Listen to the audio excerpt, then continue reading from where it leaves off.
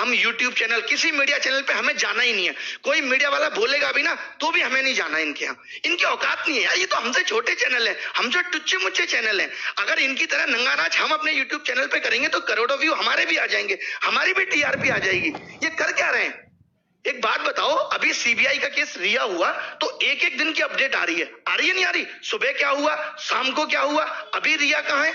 जब ये 2017 वाला केस सीजीएल का सीबीआई में गया था तब तुम मीडिया वाले मर गए थे, तब तुम नहीं दिखा सकते थे। आज ये 2 बंदे पकड़े गए, इन्होंने नकल कराई थी, तुमने एक बार भी दिखाया वो केस और केस डंप हो गया। जब मीडिया उस केस को दिखाएगी नहीं तो केस तो डंप हो ही जाएगा। तब आप नहीं बोले बीच में। और शिक्षा में भी माफिया बैठे हैं, इनको भी कोई मतलब नहीं पड़ता। सबको लगता है अपना पैसा कमा के बैठे। अरे क्या बच्चों के बारे में सोचना? अरे हमने नहीं कमाया पैसा, क्यों नहीं सोचेंगे? तुम्हारे घर की दाल रोटी बढ़िया चल रही है तो चलाते रहो। कम से कम जिन बच्चों से आपने पैसा कमाया, जिन बच्चों की वजह से आप अरबपति बने बैठे हो, उनके बारे में तो सोचो, नहीं तो एक दिन खत्म हो जाओगे। मैं बड़े बड़े चैनल वालों से भी कहता हूं, सिर्फ यूट्यूब चैनल की बात कर रहा हूं मैं। आज सारे यूट्यूब चैनल को कसम है कि इन सब चीजों पर वीडियो बनाए, और ये बच्चों को भी कसम है कि वो इन वीडियो को वायरल करेंगे, चाहे वो किसी भी चैनल की वीडियो हो। एक वीडियो तो ट्रेंडिंग 1 जानी ही चाहिए।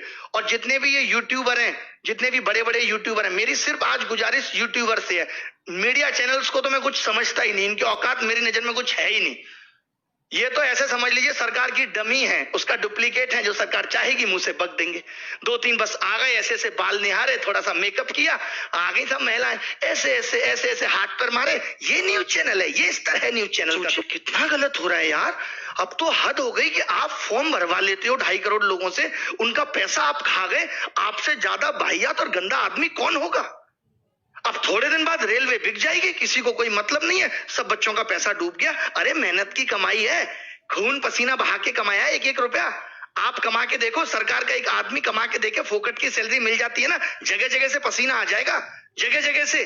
अभी तो आपको सैलरी भी मिल रही है साहब। मुझे तो ये समझ में नहीं आता, अगर ये समाज सेवा करते हैं नेता लोग तो इनको सैलरी किस बात की है? और जब ये सैलरी लेते हैं तो फिर इनको नौकर की तरह क्यों नहीं ट्रीट किया जाता? फिर ये राजा किस बात के हैं जब ये सैलरी ले रहे हैं देश से? तो बताइए आप। सभी बेरोजगार लोगों को नमस्कार। कोई पढ़ाई लिखाई पर बात होगी नहीं, क्योंकि पढ़ाई लिखाई करने से कोई फायदा है नहीं। पढ़ाई लिखाई करा के ही क्या करेंगे जब आपको रोजी रोटी हो ही नहीं सकता आपके पढ़ाई लिखाई से। तो चर्चा केवल चाहिए कि रिया चक्रवर्ती किसके साथ आज घूम रही है, कल कहां सोई थी, परसों कहां सोएगी। रिया चक्रवर्ती के बारे में ही केवल चर्चा होगा, लोगों को मजा आता है, उस पर व्यू होता है तो वीडियो उसी पर बनता है, उसी पर लोग चर्चा करते हैं, क्योंकि चैनल का टीआरपी बढ़ते रहे। और ये मजबूरी है हमारी कि एडुकेशन चैनल वाले अब पढ़ाई न करवा के ये सब चीजें पर उतर गए हैं। मैं आपको आज बहुत सारी बातें बताने वाला हूं, करने वाला हूं। जो भी लोग हैं जिनको परेशानी हो, क्षमा चाहते हैं। अब परेशानी हुई है तो क्या कर लीजिएगा, हमको इतना ही कर दीजिएगा। कभी गोली मार देगा कोई तो याद रखिएगा, इतिहास जब लिखा जाएगा तो मरने वालों में लिखा जाएगा, भागने वाले और बिकने वालों में नहीं होगा। सीधी सी बात है। अब ये बेरोजगारी की आलम ये है भैया कि अब आपको बता देते हैं, पढ़े लिखे लोग 2.5 करोड़ स्टूडेंट जो रेलवे का फॉर्म भरता है, जिसमें 500 रुपए सरकार लेती है, इस तरह से टोटल 12.5 अरब होता है रुपया, यानी कि 12 अरब 50 करोड़। बात समझ में आ रहा है? हमें समझ में आ रहा है, क्योंकि मैथ का मैं टीचर हूं तो मुझे समझ में आता है।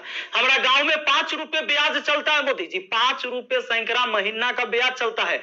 3 रुपए मान लेते हैं कि मोटा रकम है तो 3 रुपए। अब 3 रुपए से हमने निकाला 3% से महीना का, क्योंकि महीना में ब्याज चलता है गांव में, तो इस तरह से 12 महीना में 12 3 36% हुआ, 2 साल में 72% हुआ, और ये 12.5 अरब का जो ब्याज हुआ वो 9 अरब हुआ। 2 साल आप लटका दिए रेलवे वाला फॉर्म भरवा के लड़का सबको 500 रुपया लेके। अब आप कहिएगा कि एग्जाम के बाद तो हम पैसा लौटा देते हैं, लेकिन बात यहां यह है कि पैसा तो आप लौटा दीजिएगा, 100 रुपया रख लीजिएगा, 400 लौटा दीजिएगा, लेकिन 2 साल में आपने बिजनेस कर लिया है 9 अरब का। भैया बहुत होता है 9 अरब, कोई साधारण बात नहीं है। अब देख लीजिए, आप कहेंगे कि इतना बकर बकर कर रहे हैं भाई, गरीब आदमी है। जब मेरे अकाउंट में केवल 1,23,000 रुपया था ना, तो 1 लाख रुपए हम पीएम केयर फंड में दिए थे। काहे जानते हैं कि कोरोना से लड़ाई लड़िएगा ना, तो कोरोना से लड़ाई लड़िएगा तो देश हित में ही पैसा जाएगा। इस पैसा से जब वैक्सीन बन के आएगा या हमारे साइंटिस्ट लोग जब इस पर रिसर्च करेंगे वैक्सीन पर, तो खर्च पड़ेगा, खर्च लगेगा। तो आदमी किसके पास जो औकात था, 1 रुपया, 11 रुपया, 100 रुपया, 50 रुपया, 1 करोड़, 500 करोड़, 1000 करोड़ लोगों ने योगदान दिया, जिनसे जो हो सका। पूरा देश आपके साथ खड़ा था, आपके साथ खड़ा था। और याद रखिएगा कि ये युवा बेरोजगार रहेगा तो आपके विरुद्ध खड़ा होगा भैया, तख्ता पलट जाएगा। ये बात पक्का सुन लीजिए।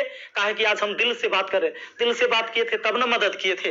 अब देख लीजिए 30 मार्च को मैंने योगदान दिया था 1 करोड़ रुपए। हमारा तब पागलपन चढ़ल था। हम तो अपन गलती का पश्चाताप जुत्ता से मार के करते हैं, लेकिन याद रखिएगा कि जुत्ता उस नेता को भी पड़ेगा जो वोट मांगने आएगा हमारे यहाँ। याद रखिएगा, ये सिस्टम इसी बार बदलना है, ये सिस्टम अभी बदलना है।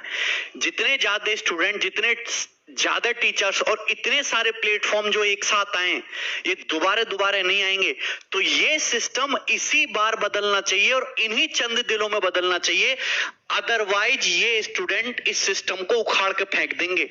छात्र को परेशान करने के जो दुष्परिणाम है वो बहुत भीषण होते हैं। मैं अपनी सरकार से कहना चाहता हूं कि छात्रों को परेशान करने के जो दुष्परिणाम है वो बहुत भीषण और बहुत भयंकर होते हैं। मन की बात नहीं करनी हमें मोदी जी, हमसे केवल काम की बातें करो कि रोजगार कहां है, रोजगार कब मिलेगी, नौकरी कब मिलेगी। चाहे सरकारी नौकरी लगे, चाहे प्राइवेट लगे, चाहे एसएससी की बात हो, चाहे रेलवे की बात हो, चाहे आरआरबी, चाहे एनटीपीसी की बात हो, चाहे स्टेट गवर्नमेंट की बात हो, चाहे पटवारी की जॉब की बात हो, चाहे टीचर भर्ती की बात हो, चाहे सीटेट की बात हो, सारी भर्तियां लटकी पड़ी हैं, सारी भर्तियां लटकी पड़ी हैं। और मन की बात में आप डॉग की बात करते हो, आप खिलौने बनाने बेचने की बात करते हो, लेकिन रोजगार की बात आपने पिछले 6 साल में एक बार भी नहीं करी। क्यों? क्योंकि आपको डर लगता है, आप मुद्दे को टरकारे रहना चाहते हो, उसको टालते रहना चाहते हो, उसको फालतू में भगाए। इतना फालतू नहीं है हमारे देश का युवा है, सारे टैलेंटेड डिजर्विंग कैंडिडेट हैं। वो है ना जो एक डायलॉग है मिर्जापुर में कि बहुत दुख होता है कि जब आप काबिल और आपकी काबिलियत को कोई मौका ना दे, आपको पहचाने ना, तो बाद में क्या बनता है। अरे बाद में अगर इन लोगों का यूज नहीं किया जाएगा तो इन्हीं में से लोग उल्टी सीधी डायरेक्शन में चले जाते हैं, कोई क्राइम में चला जाता है, सोशल मार्केटिंग मतलब सोशल मीडिया पर उल्टी सीधी चीजें फैलाते हैं, वो अपना फ्रस्ट्रेशन फिर गलत जगह निकालते हैं। आज थोड़ा सा डिटेल में एक बात पर चर्चा करी जाए कि ऐसा क्यों हो रहा है कि हमें एक नोटिफिकेशन निकलवाने के लिए भी बार बार एसएससी के साथ मुहिम ही दौड़ानी पड़ती है। कभी हम एडमिट कार्ड के लिए, कभी हम रिजल्ट के लिए, कल को वैकेंसी के नोटिफिकेशन के लिए। ऐसा क्यों हो रहा है बार बार? ये सारा सिस्टम आपने देखा होगा कि नीट और जेई के लिए भी तो है, ये सारा सिस्टम यूपीएससी के लिए भी तो है। यूपीएससी में कैसे चीजें टाइम टू टाइम होती चली जा रही हैं, पहले से डिक्लेयर होता है कि लगभग 20 अगस्त के आसपास एग्जाम होना होता है। तो कैसे ये सारी चीजें हो रही है और एसएससी में ऐसा क्या हो जा रहा है कि ये सारी धांधलेबाजी भी हुई पीछे वक्त पे, जो अब ठीक ठाक भी हुई, उसके बाद एग्जाम में डिले हो गया। मुझे कुछ पोस्ट भेजी एक बच्चे ने, और मैं अपने घर पे नहीं हूँ, अगर मैं दिल्ली होता तो मैं यूट्यूब पे बनाता वीडियो को। एक बच्चे ने भेजा कि एसएससी सीजीएल 2018 का जो फॉर्म था हमने 5 मई को अप्लाई किया, उसके बाद बाकी सारा प्रोसेस चला, टायर 1, टायर 2, टायर 3, और ये एग्जाम हमने 29 दिसंबर 2019 को हमने टायर 3 का एग्जाम दिया। आज 238 दिन हो गए हैं टायर 3 दिए हुए। टायर 3 जो दे रखा है उसको आज 238 दिन हो गए हैं, लेकिन आज तक भी टायर 3 का रिजल्ट नहीं डिक्लेयर किया इन लोगों ने। आप एक बात सोचिए कि जो बच्चे अकाउंट से पढ़े होंगे, गवर्नमेंट की अगर आप कोई भी ऑब्लिगेशन करते हो, अगर मान लीजिए आपने कोई टैक्स पे नहीं किया है, गवर्नमेंट आपको पता है कितना % टैक्स लेती? 24% टैक्स लेती साल का। यानी आपने अगर 100 रुपए गवर्नमेंट के खाते से चुराए हुए हैं तो आपको 24 रुपए एक्स्ट्रा देने पड़ेंगे हर साल। वो तो देना ही पड़ेगा साथ में अलग से।